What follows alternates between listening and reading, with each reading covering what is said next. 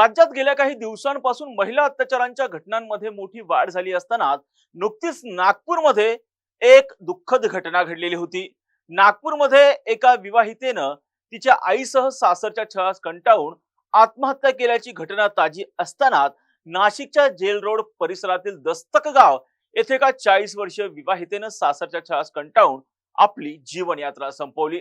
या संपूर्ण प्रकरणामुळे नाशिकमध्ये एकच शोककळा पसरली आहे। खरं तर संपूर्ण धक्कादायक प्रकरण नेमके काय हेच आपण या व्हिडिओच्या माध्यमातून समजून घेऊयात। नमस्कार, मी राजरत्न जोंधळे आणि तुम्ही पाहताय टॉप न्यूज मराठी।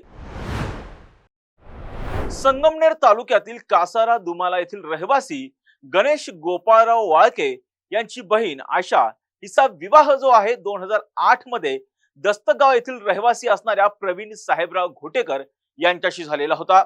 लग्नानंतरची यांची काही वर्ष सुखी संसारामध्ये गेलेली होती, मोठ्या आनंदात गेलेली होती। मात्र 2018 पासून आशा घोटेकर यांना सासरच्या लोकांनी छळ करायला सुरुवात केली, त्रास द्यायला सुरुवात केली।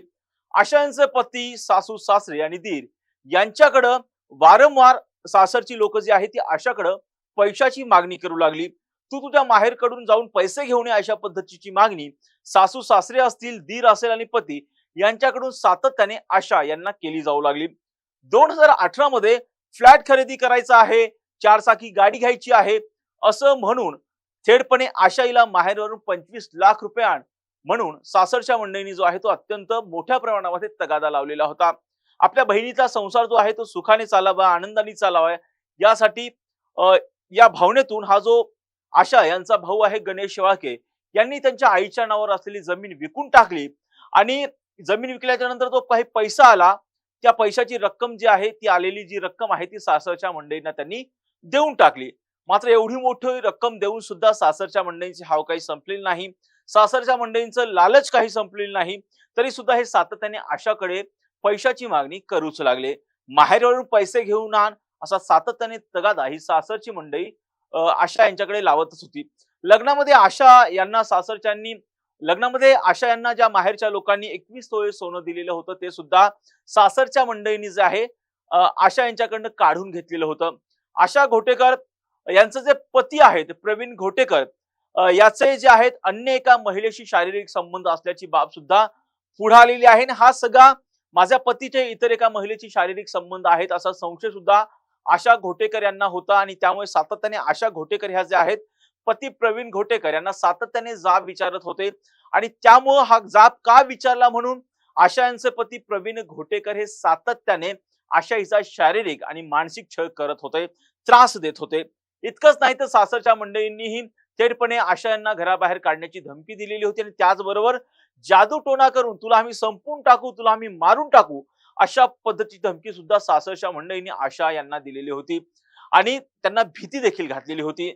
असा हा सगळा खळबळजनक प्रकार घडल्याच्या नंतर सातत्याने मला अशाच पद्धतीचा त्रास होतोय, मला सासरी काही सुखाने माझा संसार होत नाही, सासरच्या मंडळींकडून सासू सासरे आहेत, त्याचबरोबर दीर आणि नवऱ्याकडून मला सातत्याने माझा छळ होतोय म्हणून या सगळ्या छळास कंटाळून आशा हिने जे आहे बुधवारी 6 मे रोजी सकाळी 7 वाजण्याच्या सुमारास आशा यांचं जे रूम होती त्या रूमचा दरवाजा उघडला गेलेला नव्हता, त्यामुळे सासरच्यांनी या घटनेबाबतची माहिती तात्काळ जी आहे त्या माहेरच्या लोकांना दिली। आशा यांच्या नातेवाईकांनी तात्काळ नाशिकला जी आहे ती धाव घेतली, परंतु ज्यावेळेस आशा यांना रुग्णालयामध्ये दाखल करण्यात आलं त्यावेळेस रुग्णालयात दाखल करण्यापूर्वीच आशा यांचा मृत्यू झाल्याचं आढळलेलं होतं।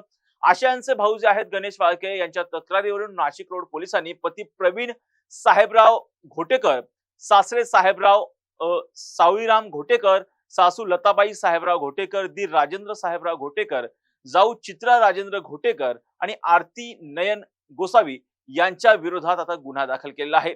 यापैकी जर पाहिलं तर पतीसह दोघांना पोलिसांनी अटक केली आहे। सध्या या प्रकरणाचा पोलिसांकडून कसून तपास घेतला जातोय आणि त्याचबरोबर इतर जे आरोपी आहेत त्यांचा सुद्धा पोलिसांकडून शोध घेतला जातोय आणि या प्रकरणामध्ये नेमकी आशा यांनी आत्महत्या केली की तिची हत्या झालेली आहे या सगळ्या अँगलने पोलिसांकडून तपास सुरू आहे। परंतु खरंच आशाला एवढ्या मोठ्या प्रमाणामध्ये सासरच्या मंडळींकडून त्रास दिला जात होता का?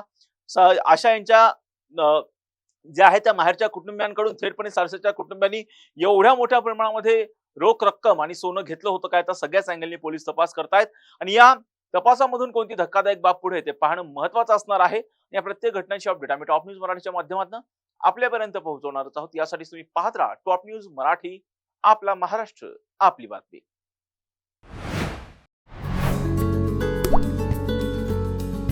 आता जोकासू एसटीपी या अत्याधुनिक जॅपनीज तंत्रज्ञानाने सुसज्ज, quick installation, energy efficient, noiseless blowers, low maintenance या आणि अशा वैशिष्ट्यांनी परिपूर्ण जोकासू एसटीपी तंत्रज्ञान प्रकल्प उभारणीपासून ते विक्री पश्चात समाधानकारक सेवा देणारी, भारताबरोबरच परदेशात देखील प्रकल्पांची यशस्वी उभारणी करणारी company Deccan water treatment private limited.